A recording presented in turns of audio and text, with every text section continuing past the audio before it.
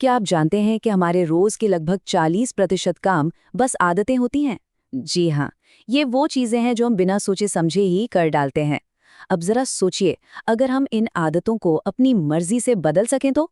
आज हम बीजे फॉग की किताब टाइनी हैबिट्स के तरीकों को गहराई से समझेंगे, जो बताती है कि बड़े बदलाव सख्त इच्छा शक्ति से नहीं, बल्कि बहुत ही छोटे आसान कदमों से आते हैं। ये पूरा तरीका सादगी और खुशी की भावना पर टिका है, ना कि खुद से जबरदस्ती करने पर। और देखिए, ये सिर्फ कोई किताबी ज्ञान नहीं है, बल्कि एक प्रैक्टिकल गाइड है जिसमें हम कई उदाहरणों और असल जिंदगी के सुझावों को देखेंगे। तो क्या अपनी आदतों को हमेशा के लिए बदलने का वो राज जानने के लिए सब तैयार हैं? चलिए शुरू करते हैं।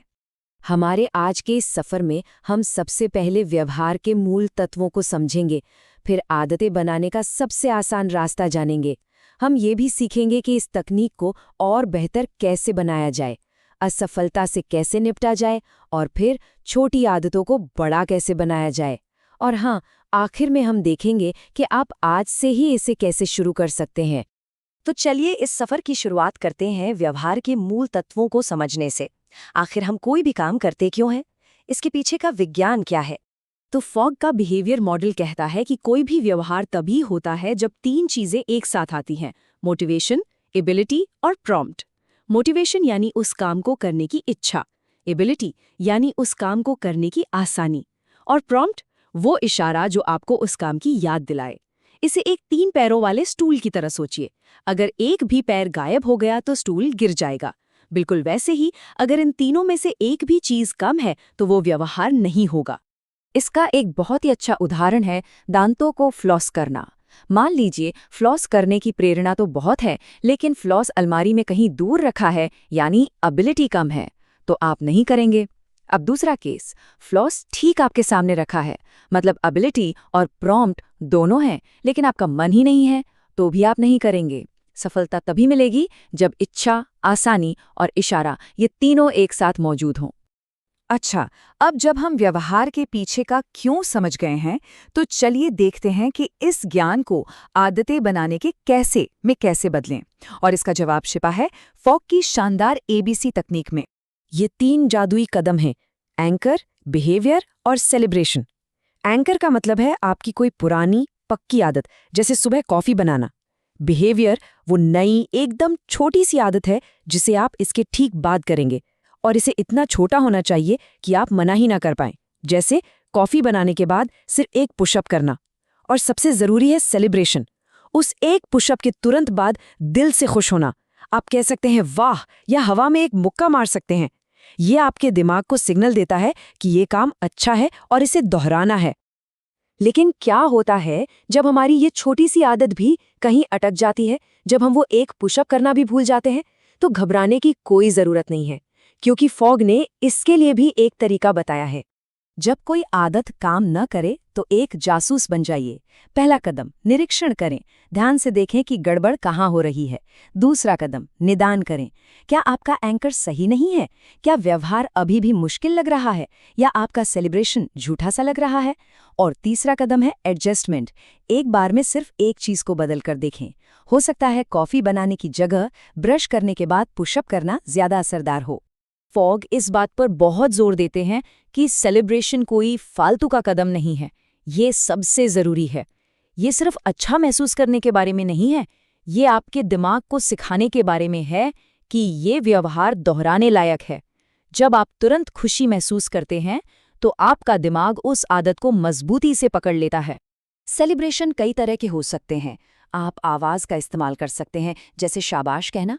आपको इशारा कर सकते हैं, जैसे एक छोटा सा डांस। या फिर आप सोच का इस्तेमाल कर सकते हैं, यानी मन में ही अपनी सफलता की तस्वीर देखना। जरूरी ये है कि ये तुरंत हो और आपको सच में खुशी महसूस कराए। बाद में मिलने वाले इनाम उतने असरदार नहीं होते। देखिए, हर कोई कभी ना कभी अपनी आदत को निभाने में चूक जाता है, ये बिल्कुल नॉर्मल है। तो चलिए देखते हैं कि असफलता से कैसे बचें, और जब आदत बनाने का सफर रुक जाए तो उसे फिर से कैसे शुरू करें। फॉग कहते हैं कि हमें गोल्डन बिहेवियर्स पर ध्यान देना चाहिए। ये वो काम है जिनका असर तो बहुत ज्यादा होता है, लेकिन उन्हें करने में मेहनत बहुत कम लगती है। मिसाल के तौर पर हर दिन 10 मिनट टहलना एक गोल्डन बिहेवियर हो सकता है।